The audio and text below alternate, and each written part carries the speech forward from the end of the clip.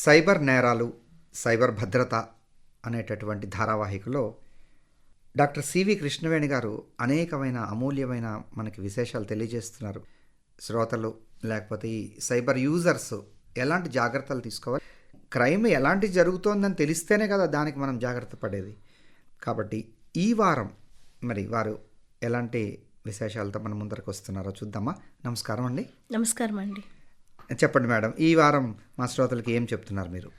So email spoofing, spamming, intellectual property theft, salami attacks గురించి మాట్లాడుకుందాం.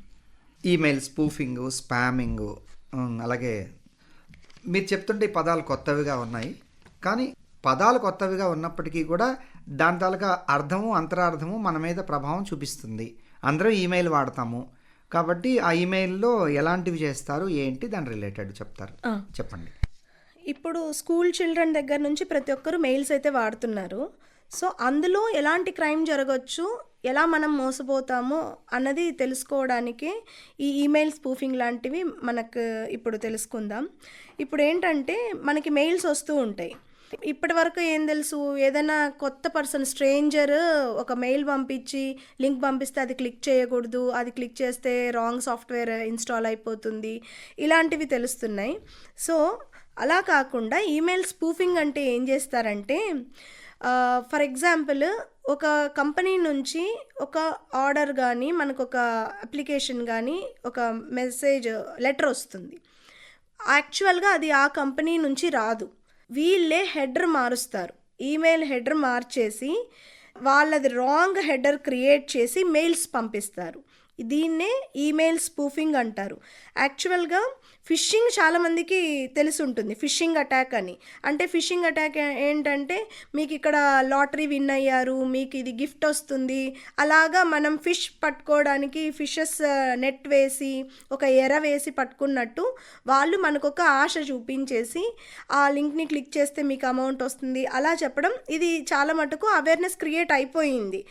But ఇదే కాదు, ఫిషింగ్ అటాకే కాదు, ఈమెయిల్ స్పూఫింగ్ కూడా ఉంటుంది. అంటే మనకు ఒక లెటర్ వచ్చింది అంటే కరెక్ట్గా ఆథరైజ్డ్ పర్సన్ నుంచే రాకపోవచ్చు, అథెంటిక్ సోర్స్ నుంచే రాకపోవచ్చు, వీళ్ళే లెటర్ హెడ్ వాళ్ళది క్రియేట్ చేసి ఆ ఈమెయిల్ స్పూఫింగ్ లాగా దీన్ని ఈమెయిల్ స్పూఫింగ్ అంటారు. ఇది ఎందుకు డేంజరస్ అంటే దీనివల్ల ఫైనాన్షియల్ లాసెస్ ఉంటాయి. ఇంత మీరు అప్లై ఇంటర్న్షిప్కి ఓకే అయ్యారు, మీరు ఇంత డబ్బులు కట్టండి అలా అంటారు. ఆర్ మీది అంతా కూడా మీ అప్లికేషన్ అంతా చూసాము, అంతా ఓకే అయింది, బట్ ఇనీషియల్గా ట్రైనింగ్ పర్పస్ కోసం మీరు ఇంత పే చేయాలి, అలాంటివి. ఇలా ఫైనాన్షియల్ లాసెస్ ఉంటాయి. ఇంకొకటి డేటా బ్రీచెస్. సో మీరు ఫస్ట్ లెవెల్ క్లియర్ అయిపోయారు కాబట్టి నెక్స్ట్ మీ ఇన్ఫర్మేషన్ మాకు కావాలి, సో మీ డేటా అంతా ఇవ్వండి అని డేటా బ్రీచ్ చేసుకోవచ్చు వాళ్ళు. ఇంకొకటి రెప్యుటేషనల్ డ్యామేజ్. ఏంటంటే ఇక్కడ ఇప్పుడు ఒక లెటర్ ఒక ఆర్గనైజేషన్ నుంచి వచ్చింది, సో ఆ ఆర్గనైజేషన్ మీద నాకు మంచి ఒపీనియన్ ఉంది. అలా కాకుండా అదే ఆర్గనైజేషన్ నుంచి ఏదైనా పిచ్చి మెసేజ్, అసభ్యకరమైన మెసేజ్ పెట్టి పంపించారంటే ఆ ఆర్గనైజేషన్ రెప్యుటేషన్ డ్యామేజ్ అవుతుంది. ఇంకా దీనివల్ల లీగల్ ఇంప్లికేషన్స్ కూడా ఉంటాయి, మనకు ఉంటాయి, ఆ పంపించే వాళ్ళకు ఉంటాయి. ఎందుకంటే దాన్ని మనము కరెక్ట్ అనుకొని నిజం అనుకొని మనం ఫర్దర్గా ప్రొసీడ్ అయితే సో మనం దాని కాన్సిక్వెన్సెస్ ఫేస్ చేయాల్సి ఉంటుంది. అందుకని ఈ ఈమెయిల్ స్పూఫింగ్ చాలా డేంజరస్. సో దీనికై మనం ప్రొటెక్ట్ చేసుకోవాలి. మనం ఈమెయిల్ స్పూఫింగ్ నుంచి ఎలా ప్రొటెక్ట్ చేసుకోవచ్చు అంటే, యాక్చువల్గా మోస్ట్లీ ఈ ఈమెయిల్ స్పూఫింగ్ అన్నది ఇండివిజువల్స్కి ఆర్గనైజేషన్స్ నుంచి వస్తుంది, ఏదైనా కంపెనీ నుంచి వస్తుంది. సో అందుకనేసి వీళ్ళు యూజ్ చేసేది ఒక ఆర్గనైజేషన్లో ఉన్న ల్యాప్టాప్ ఆర్ మెయిల్ ఐడి వీళ్ళు వాడుతూ ఉంటే ఈమెయిల్ అథెంటికేషన్ ప్రోటోకాల్స్ అనేవి ఉంటాయి. SPF, DKIM, DMARC అని. ఇవన్నీ మనకు తెలియని అవసరం లేదు, కానీ as an individual, as a common man. కానీ ఒక ఆర్గనైజేషన్ హెడ్ అనుకోండి, ఆ ఆర్గనైజేషన్లో అలాంటి మెసేజెస్ ఎవరైనా వాళ్ళ ఎంప్లాయీస్కి వస్తే అదర్ కంపెనీ, అదర్ కాంపిటీటర్స్ పంపిస్తే వీళ్ళు వేరే ఏం యాక్షన్ తీసుకోకుండా ఫర్దర్గా ప్రొసీడ్ అవ్వకుండా ఇలా ఈమెయిల్ అథెంటికేషన్ ప్రోటోకాల్స్ అన్నది మనం ఇన్స్టాల్ చేసుకొని యూస్ చేయొచ్చు. ఇంకొకటి, ఎంప్లాయీస్లో అవేర్నెస్ ప్రోగ్రామ్స్ కండక్ట్ చేయాలి. ఎడ్యుకేషన్ ఆఫ్ ఎంప్లాయీస్ ఈ ఈమెయిల్ స్పూఫింగ్ లాంటిది ఉండొచ్చు. సో వచ్చిన ప్రతి లెటర్ హెడ్ కూడా అది నిజమని నమ్మకండి, అలాగా అవేర్నెస్ క్రియేట్ చేయాలి. ఇంకా వైరసే కాదు, యాంటీ స్పామ్ అథెంటికేషన్ ఇలాంటి వాటికి అన్నిటికీ కూడా సాఫ్ట్వేర్స్ మనం ఇన్స్టాల్ చేసి యూస్ చేసుకోవాలి. అండ్ ఎప్పుడు కూడా మన సిస్టమ్స్ సాఫ్ట్వేర్స్ అప్డేటెడ్ వర్షన్లో ఉండాలి. మేడం, ఇక్కడ నాకు చిన్న డౌట్ అండి. సరే, చాలామంది ఈ అప్డేటెడ్ దగ్గర వీళ్ళ లైసెన్స్డ్ సాఫ్ట్వేర్స్ వాడకుండా పైరేటెడ్ సాఫ్ట్వేర్సే వాడతారు. ఎక్కువ మంది వాడేస్తూ దానికి అనవసరంగా డబ్బులు కట్టాలి కదా, అన్ని వేలు అన్ని వందలు కట్టాలి కదా అని చెప్పి అలాంటి అప్డేట్ అడిగేటప్పుడు అప్డేట్ కానీ కొడితే అది పట్టుకుంటుందని చెప్పి అప్డేట్ కొట్టరు. అవును. ఈ సందర్భంగా ఆ గురించి కూడా కొంచెం చెప్పండి. ఇప్పుడు తక్కువలో వస్తుందని అన్లైసెన్స్డ్ సాఫ్ట్వేర్ యూస్ చేస్తున్నాం కదా, ఇలాంటిదే మనము చైనా పీస్ అని ఏదైనా వేరే కంపెనీ వేరే కంట్రీవి ఏదైనా చీప్గా దొరుకుతున్నాయని కొంటుంటాం కదా, కేబుల్స్ ఇయర్ ఫోన్స్లలో కూడా వాళ్ళు సాఫ్ట్వేర్ ఇన్స్టాల్ చేయొచ్చు, ఎంబెడ్ చేయొచ్చు. సాఫ్ట్వేర్ని ఎంబెడ్ చేసి ఆ కేబుల్స్లో పెన్ డ్రైవ్స్ కూడా చీప్గా వస్తున్నాయని కొంటుంటాం, కేబుల్స్ కొంటుంటాం, ఇయర్ ఫోన్స్ లాంటివి కొంటుంటాం. ఇలాంటి ఎలక్ట్రానిక్ డివైజెస్లో మనము ఫేస్ చేసే కాన్సిక్వెన్సెస్ కాస్ట్ ఎక్కువ మనం పెట్టే డబ్బుల కంటే. సో అందుకనేసి కొనేటప్పుడు అథెంటికేటెడ్వే కొనాలి.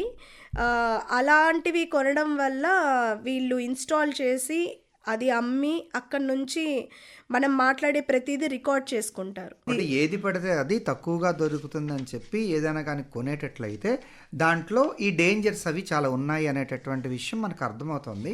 అదే మనం ఫస్ట్ పెట్టేటటువంటి దాంట్లో కొంచెం లైసెన్స్డ్ సాఫ్ట్వేర్, లైసెన్స్డ్వి మంచి కంపెనీల రెప్యుటేషన్స్ కొనేటట్టయితే దానిని పూర్తిగా అలాంటివి ఏమీ మాల్వేర్ లేకుండా వాళ్ళు జాగ్రత్త పడతారు అని కదా మీరు చెప్తున్నారు. కాబట్టి మనము ఫస్ట్ ఒక 100 రూపాయలకు 200కు 500కు కక్కుర్తి పడితే 5,000 5 లక్షలు కూడా పోయే అవకాశం ఉన్నది అనేది మీ మాటల ద్వారా అర్థమవుతుంది. స్పామింగ్ కూడా ఇది మెయిల్స్కి సంబంధించినదే. ఏంటంటే అన్వాంటెడ్ మెసేజెస్, అయాచితమైన మెసేజెస్ వీళ్ళు ఏం చేస్తారంటే ఒక లార్జ్ గ్రూప్ ఆఫ్ పీపుల్కి పంపిస్తూ ఉంటారు. వాళ్ళ ఇంటెన్షన్ ఏంటంటే మోసం చెయ్యాలి అని ఒకటి, వాళ్ళ డేటాని డీటెయిల్స్ని దొంగిలించాలి అని ఒకటి, ఇంకొకటి వాళ్ళ సిస్టమ్స్లో మాల్వేర్స్ స్ప్రెడ్ చేయాలి. ఇలాంటి ఇంటెన్షన్స్లో ఒక లార్జ్ గ్రూప్ ఆఫ్ పీపుల్కి మెసేజెస్ పంపిస్తూ ఉంటారు. సో యాక్చువల్గా ఏంటంటే మోస్ట్లీ స్పామ్ అని ఒక ఫోల్డర్ ఉండి ఈమెయిల్ నుంచి వాళ్ళే, ఆ గూగుల్ వాళ్ళు ఎవరైనా అయి ఉండొచ్చు, వాళ్ళే కొన్ని ప్రికాషనరీ మెజర్స్ తీసుకొని స్పామ్ ఫిల్టర్స్ పెడుతున్నారు. అయినా సరే స్పామ్ మెసేజెస్ వస్తున్నాయి. ఆ స్పామ్ ఫిల్టర్స్ని మనం ఆన్ చేయాలి కదా, ఆన్ చేసుకుంటే సేఫ్ సైడ్. మోస్ట్లీ అవి ఫిల్టర్ అయిపోయి అందులో పడిపోతూ ఉంటాయి. కానీ అప్పుడప్పుడు కరెక్ట్ మెసేజెస్ కూడా పడే అవకాశం ఉంది. కాబట్టి మనకు వచ్చే ప్రతి మెయిల్ కూడా స్పామ్లో కూడా వెరిఫై చేసుకోవడం మంచిది. ఒకవేళ నాకు రావాల్సిన మెయిల్ రాలేదు, మెసేజ్ రాలేదు అని మనం ఒకవేళ అనిపించినప్పుడు ఒక్కసారి స్పామ్ ఫోల్డర్స్లో కూడా చెక్ చేసుకోవచ్చు. ఒకళ్ళిద్దరు అంటే 100 మంది చెడ్డ వాళ్ళలో ఒకళ్ళిద్దరు మంచి వాళ్ళు కూడా ఉంటారు. ఆ మెసేజెస్ మనం జాగ్రత్తగా ఓకే ఇక్కడ వచ్చింది ఆ మెసేజ్ ఓపెన్ చేస్తాం. Yes sir. ఇంకొకటి ఏంటంటే ఈ స్పామ్ ఫిల్టరింగ్ అన్నది వర్డ్ బేస్ మీద ఉంటుంది, కీవర్డ్ బేస్ మీద. సో అలాంటి కీవర్డ్స్ బై మిస్టేక్ జెన్యూన్గా పంపే మెయిల్స్లో కూడా ఉన్నాయి అనుకోండి, అప్పుడు అది స్పామ్లో పడే అవకాశం ఉంది. సో అలాంటప్పుడు రిపోర్ట్ మనమే నాట్ స్పామ్ అని ఇవ్వచ్చు. అప్పటి నుంచి అది స్పామ్డ్ మెసేజ్గా కాకుండా రెగ్యులర్ మెయిల్లో పడిపోతుంది. సో ఆ అవకాశాలన్నీ ఇస్తుంది, మనమే యూస్ చేసుకోగలగాలి. ఇంకొకటి ఈ ఈమెయిల్స్లో స్పామే కాదు, మెసేజెస్లో కూడా స్పామ్స్ ఉంటాయి, ఫోన్ కాల్స్లో ఫ్రాడ్యులెంట్ కాల్స్ ఉంటాయి, స్పామ్ కాల్స్ అని వస్తుంది. ఒక్కోసారి మనకే అది డిస్ప్లే అవుతూ ఉంటుంది. ట్రూ కాలర్ వాటిల్లో spam call reported as spam అని వస్తుంది. ఇంకొకటి సోషల్ మీడియా స్పామ్ అనేది కూడా ఉంటుంది. ఏంటంటే ఫేక్గా లైక్స్ కొట్టడం, అది నిజంగా ఒకటి పోస్ట్ నచ్చి, వీడియో నచ్చి, ఆడియో నచ్చి కాదు. అనవసరంగా ఊరికే ఎంబ్రేస్ చేయటానికి ఆర్ రాంగ్ ఇల్యూషన్ క్రియేట్ చేయటానికి ఫేక్ లైక్స్ కొడుతూ ఉంటారు. ఇంకొకటి స్పామ్ కామెంట్స్ కూడా ఉంటాయి. కామెంట్స్ కూడా స్పామ్. వాంటెడ్లీ ఇట్లా నెంబర్ ఆఫ్ కమెంట్స్ పంపిస్తూ ఉంటారు. So those are also come under spam comments. ఇంకా మెలీషియస్ లింక్స్ ఈవెన్ కామెంట్స్లో పెడుతూ ఉంటారు. సో ఇవి సోషల్ మీడియా స్పామ్స్ అంటాను. Comment spam, SMS spam, voice call spam, ఇలా చాలా టైప్స్ ఆఫ్ స్పామ్స్ ఉన్నాయి. బట్ వీటిల నుంచి మనల్ని మనం ఎలా ప్రొటెక్ట్ చేసుకోవాలంటే, ఒకటి మీరు అన్నట్టు స్పామ్ ఫిల్టర్స్ యూస్ చేయొచ్చు, ఆన్ చేసి పెట్టుకోవాలి. ఇంకొకటి మన ఈమెయిల్ అడ్రస్, యూజువలీ మనం mobile number, email address only authenticated సోర్సెస్కి, ట్రస్టెడ్ పర్సన్స్కి ఇవ్వాలి. ఎక్కడంటే అక్కడ, ఏ వెబ్సైట్ అంటే ఆ వెబ్సైట్లో మెయిల్ అడ్రస్ యూస్ చేయకూడదు. అలా మెయిల్ అడ్రస్ వెళ్ళటం వల్లే మన మెయిల్కి ఆ స్పామ్ మెసేజెస్ వస్తున్నాయి. ఇక్కడ ఇంకొక సందేహం అండి, అంటే శ్రోతల తరఫునే అడుగుతున్నాను నేను ఇవన్నీ. ఎందుకంటే ఏ మాల్కి వెళ్ళినా, బట్టలు కొన్నా, ఆఖరికి సూపర్ మార్కెట్ల్లో ఎక్కడికి వెళ్ళినా ఫస్ట్ అడిగే మాట, ఫోన్ నెంబర్ చెప్పండి. నా బిల్లు కొట్టడానికి, నేను సరుకు కొనుక్కొని నాకు అమౌంట్ ఇవ్వడానికి ఫోన్ నెంబర్ ఎందుకయ్యా? లేదండి, సిస్టమ్ ఓపెన్ కాదండి, రాదండి అని వాదించే వాళ్ళు చాలా సందర్భాల్లో ఉన్నారు. ఒక దగ్గర అయితే బట్టల షాపులో లేదు, కాదు అని చాలా ఎక్కువగా మనం గొడవ పడితే అప్పుడు పై మేనేజర్స్ వచ్చి లేదు లేదు పర్వాలేదు ఇచ్చేయని అంతలాగా ఫోర్స్ చేసి, మన భారతదేశంలో సగటు మనుషుల తాలూకా ఎడ్యుకేషన్ ఎంత, కంపల్సరీగా 99% అక్కడ వాళ్ళ ఫోన్ నెంబర్లు ఇచ్చేస్తున్నారు అందరూ. మరి ఇక్కడ మరి మీరు చెప్పినట్టుగా ఈ ఫోన్ నెంబరు, దాని ఆధార్ లింకు, దానికి పాన్ లింకు అన్నీ ఉంటున్నాయి కదా. యాక్చువల్గా ఏంటంటే వాళ్ళు దానికి మార్కెటింగ్ పర్పస్ కోసం, వాళ్ళ పర్స్పెక్టివ్ అది మార్కెటింగ్ మళ్ళీ చేసుకోవడానికి, వాళ్ళ ప్రొడక్ట్స్ వచ్చినప్పుడు మీకు మెసేజ్ మార్కెటింగ్ చేసుకోవడానికి వాళ్ళు అలా ఆలోచిస్తారు. కానీ ఇక్కడ నుంచే డేటా బ్రీచ్ సోర్సెస్ ఇవి. ఇలాంటి వాటి నుంచి డేటా బ్రీచ్ అవుతూ ఉంటుంది. షాపింగ్ మాల్స్ నుంచి ఎక్కువ పోతూ ఉంటుంది. అంటే వీళ్ళ కంప్యూటర్లను హ్యాక్ చేయటమో, లేదా వీళ్ళ అకౌంట్స్ వీళ్ళే ఇవ్వడం. పట్టుకోవడమో, లేదా వీళ్ళు ఈ డేటాను కొంతమంది అమ్మే పరిస్థితులు కూడా ఉన్నాయి. ఉన్నాయి. ఇప్పుడు ఏంటంటే వాళ్ళు బిల్లింగ్ ఇవ్వడానికి ఏదైతే సాఫ్ట్వేర్ వాడుతున్నారో దాంట్లో phone number, email mandatory fields పెట్టకుండా ఆప్షనల్ పెట్టారనుకోండి. సో మొబైల్ నెంబర్, ఈమెయిల్ ఇవ్వకుండానే మనకు బిల్ జనరేట్ అవుతుంది. లేకపోతే ఏమంటారంటే, మళ్ళీ మీరు తీసుకొచ్చేటట్టయితే ఒకవేళ మేము చేంజ్ చేయమండి, బిల్ మేము మీ ఫోన్ నెంబర్ కొట్టకపోతే మీ బిల్ రాదండి అందులో, అలా చెప్తారు. చాలా ట్రిక్కీ సిచ్యువేషన్లో, చాలా ఇబ్బందికరమైన పరిస్థితుల్లో ఉంటున్నాం ఎక్కడికి వెళ్ళినా. చదువుకున్న వాళ్ళు కూడా ఇబ్బంది పడే పరిస్థితులు ఉన్నాయి. ఇలాంటివి మారితేనే బెటర్. ఎందుకంటే అవి అన్నీ కాన్ఫిడెన్షియల్గా యూజ్ చేసేది కాబట్టి. దీనికి ఇంకొక సొల్యూషన్ ఏంటంటే, ఇలాంటి వాటికన్నిటికీ ఎలాగో మనం 2 సిమ్ములు వాడుతూ ఉంటాం కాబట్టి, ఒకటి పర్సనల్ నంబర్ ఏదైతే బ్యాంక్ అకౌంట్కి, ఆధార్కి లింక్ అయి ఉంటుందో ఆ మొబైల్ నంబరు సెక్యూర్డ్గా పెట్టుకొని, ఈ షాపింగ్ మాల్స్కి అలాంటి వాటికి బయట ఏది ఇచ్చినా వేరే నెంబర్ యూస్ చేసుకోవచ్చు. సో ప్రొటెక్ట్ చేయటం గురించి మాట్లాడుతున్నాం కదా, spamming. So clicking on suspicious లింక్ని అవాయిడ్ చేయాలి. ఏదన్నా ఒక లింక్ సస్పీషియస్గా ఉంది అంటే, ఇంకొకటి మనకు ఊరికే వస్తూ ఉన్న ఈవెన్ నార్మల్ మెయిల్స్లో కూడా మెసేజెస్ వస్తూ ఉంటే దాన్ని అన్సబ్స్క్రైబ్ చేసేయాలి. ఇంకొకటి ఏదైనా ఒకటి స్పామ్ అని మనకు తెలిసినప్పుడు రిపోర్ట్ స్పామ్ అని దాన్ని స్పామ్ లాగా కన్సిడర్ చేస్తే అది స్పామ్ కేటగిరీలో అట్లీస్ట్ మనకి రాకుండా ఉంటుంది, వేరే వాళ్ళకు కూడా స్పామ్ మెసేజెస్ వెళ్ళకుండా అది స్పామ్లో పడిపోతుంది, రెడ్గా వచ్చేస్తుంది. వెంటనే మన మొబైల్స్లో కూడా స్పామ్ కాల్ కానీ స్పామ్ మెసేజ్ కానీ ఏమైనా వస్తే వెంటనే రెడ్గా, ఈవెన్ ఏమైనా కాల్ వచ్చేటప్పుడు కూడా మనము ముందుగానే దాన్ని, అలాంటివి ఏమైనా ఎక్కువగా ఉంటే లైక్లీ స్పామ్ అని కూడా ఈ మధ్యన వస్తుంది.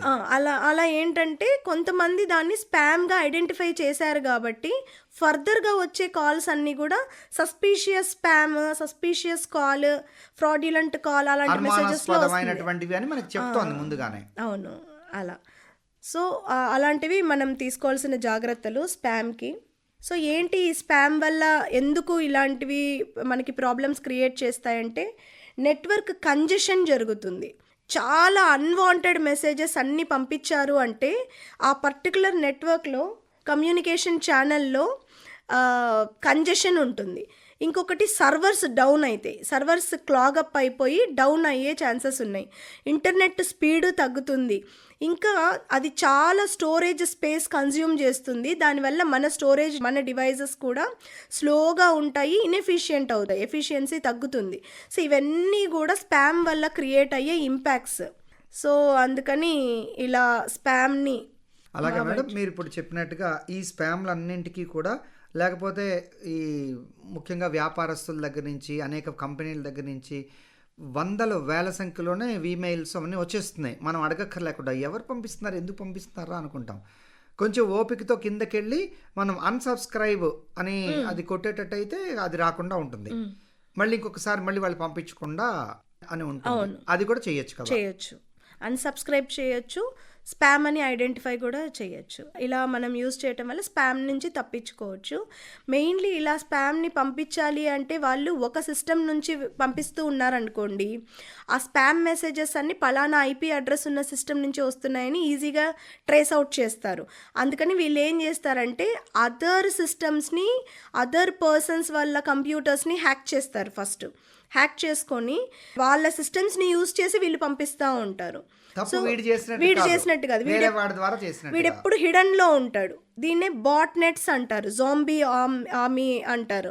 అంటే జాంబీ ఆర్మీ అంటే రాంగ్, అంత జాంబీస్ చూస్తూ ఉంటాం కదా, అంత నెగటివ్ షేడ్స్ క్రియేట్ చేస్తూ ఉంటారు. ఒక ఆర్మీ లాగా ఫామ్ అయ్యి వీళ్ళు కూడా ఒక పెద్ద నెట్వర్క్ అంతా క్రియేట్ చేసుకుంటారు.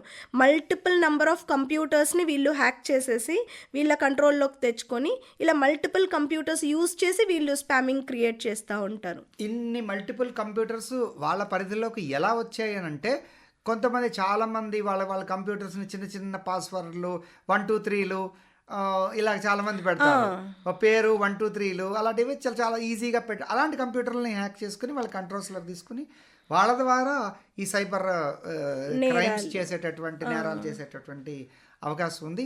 నిజంగా ఏదైనా కానీ దొరికితే మాత్రం అప్పుడు మన కంప్యూటర్ ద్వారా ఇవన్నీ జరిగాయి కాబట్టి మనల్ని కూడా వాళ్ళు పట్టుకునే అవకాశం ఉన్నది. ఇంకా కంప్యూటర్ సిస్టమ్స్నే కాదు, వీళ్ళు వైఫై రౌటర్స్ ఉంటాయి కదా మన ఇంట్లో, వాటిల్ని కూడా హ్యాక్ చేసే అవకాశం ఉంది. ఐఓటీ డివైజెస్ అని ఈ మధ్య యూజ్ చేస్తున్నాం, డ్రోనులు అలాంటివి. సో ఇంటర్నెట్ ఆఫ్ థింగ్స్ అంటాం వీటిల్ని కూడా, స్మార్ట్ ఫోన్స్ని, వీటిని అన్నిటిని కూడా వీళ్ళు ఒక మ్యాసివ్ నెట్వర్క్ ఒకటి క్రియేట్ చేసి స్పామ్ని పంపిస్తూ ఉంటారు, స్పామ్ మెసేజెస్ని. ఇంకా బ్లాంక్ ఈమెయిల్స్ పంపిస్తారు. ఇంకా ఇమేజ్ స్పామ్ ఆల్రెడీ చెప్పుకున్నాం మనము. ఏంటంటే ఇమేజెస్ రూపంలో స్పామింగ్ మెసేజెస్ పంపిస్తారు. ఏం పంపించారు, ఇది ఇమేజే కదా అని క్లిక్ చేసినప్పుడు ఒకసారి లింక్ అయితే క్లిక్ చేయకూడదు, కానీ ఇమేజ్ ఏముందిలే అన్నట్లు జస్ట్ చూస్తూ కూడా బై మిస్టేక్ క్లిక్ అవ్వచ్చు. సో ఇవన్నీ కూడా స్పామింగ్ వల్ల జరిగే ప్రాబ్లమ్స్. ఏది ఏమైనా మనము అంటే ఇప్పుడు ఇవన్నీ చెప్తుంటే కూడా ఇంక చాలామందికి సెల్ ఫోన్ వాడాలంటే, లేకపోతే కంప్యూటర్ వాడాలంటే చాలా భయం వేసిపోవచ్చు. కానీ తప్పదు, వాడాలి, అందులోనే ఉండాలి. కానీ జాగ్రత్తలు తీసుకోవాలి. మనకు తెలియకపోతే కాస్త తెలిసినటువంటి వాళ్ళని, కొంచెం తెలిసినటువంటి కంప్యూటర్ ఎక్స్పర్ట్స్ పిల్లలు ఇంట్లో ఉంటారు చాలామంది, వాళ్ళని పని అడగటం కానీ, జాగ్రత్త పడటం, తెలియని వాళ్ళైతే ఇలా ఏదైనా చేసి మనం దాంట్లోంచి బయటపడాలి, జాగ్రత్తగా ఉండాలి. ధన్యవాదాలండి. తిరిగి వచ్చే కార్యక్రమంలో మరిన్ని వివరాలతో మిమ్మల్ని కలుసుకుంటాం. నమస్కారం. నమస్కారం అండి.